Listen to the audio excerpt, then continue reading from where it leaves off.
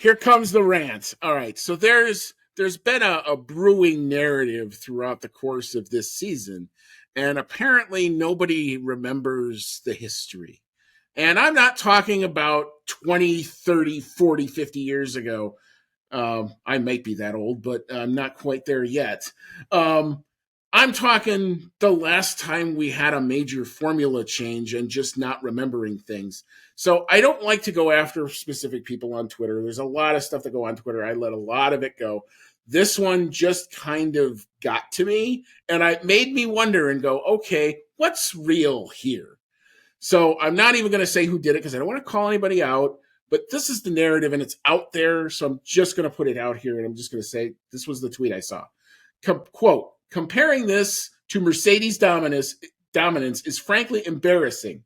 No car has had such a clear race pace advantage over the field ever. Ever? Really? I seem to remember 2014, the Mercedes cars being really dominant. And I just wondered, okay, I'm just going to look at this. Let's look at 2014, the first 5 races. Let's look at 2023, the first 5 races. And let's just see where the numbers panned out. If I'm wrong, I'm willing to be wrong. So what I did was I looked at the first 5 races. They're all won in 2014, they were all won by Mercedes. In 2023, they were all won by Red Bulls. And what I did was I took what was the delta between the race winner and what I'm saying the first non-dominant car. Now, in 2014, that might be a Ferrari. It might have been a Red Bull. Here, it's probably an Aston Martin most of the time, but could also be a Ferrari as well. So here's your first 5 races in 2023, just to recap kind of where we were. We had Bahrain, Red Bull won, delta to the first non-dominant team, 38.637 seconds. We then went to Saudi Arabia, Red Bull won, delta to the first non-dominant car, 20.728 seconds. You can't look at Australia here because it actually makes my argument that much better, but Red Bull won, finished under safety car, the delta doesn't matter. So we're going to put that one off to the side. We went to Azerbaijan, Red Bull won, delta to the first non-dominant team, 21.217 seconds. Miami, again, Red Bull wins, first delta to the first non-dominant team, 26.305 seconds. You average that out, you're at 29.6825 average seconds between the dominant car Red Bull and the first non-dominant finisher. Compare that with 2014. We started off that year in Australia. Mercedes won the race, delta to the first non-dominant team, 24.525 seconds. We then went to Malaysia. Mercedes won the race, delta to the first non-dominant team, 24.534 seconds. Then it was Bahrain. Mercedes won the race, delta to the first non-dominant team, 24.067 seconds. China was the next race that season. Mercedes won the race, delta to the first non-dominant team, 23.604 seconds. And then Spain, with all the upgrades, no less. Mercedes won the race, delta to the first non-dominant team, 49.041 seconds. A 5-race average of 29.1542 seconds.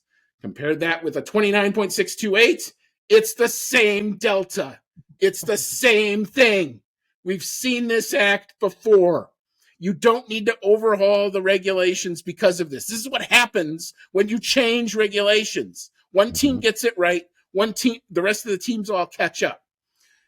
I love the 2021 season for what it was, but those were regulations that were 7 years old. There was nothing new to be gained. Everybody knew, and everybody had cars that looked really, really similar to one another.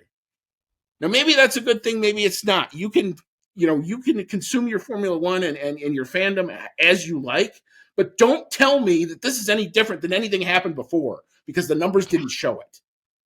Yeah, to say something like no car has ever had such a clear race pace advantage over the field ever. I mean, have you ever heard of Michael Schumacher and Ferrari, my friend? Right, exactly. Have you ever heard of 1988 where McLaren won all but one race? Like, this has happened many times in the past. It's going to happen again. It doesn't mean that we need to, start changing the regulations immediately just because Red Bull's running away with it for a second year in the row. Yeah. You're going to see all these teams that are doing their pivot this year, and maybe Red Bull's probably going to run away with this championship. I'm not going to lie there. and say that there's hope for a constructors battle for P1. You're not going to see it. But next year, the year after that, as convergence happens, I do think you're going to see everybody else start to catch up and step up. But again, this is nothing new. In the history of the championship, this is what happens. It was expected to happen. And to be that blanketed and that short-sighted just doesn't make sense to me. So anyway, I'm done. All right. That was actually fun. I feel better now.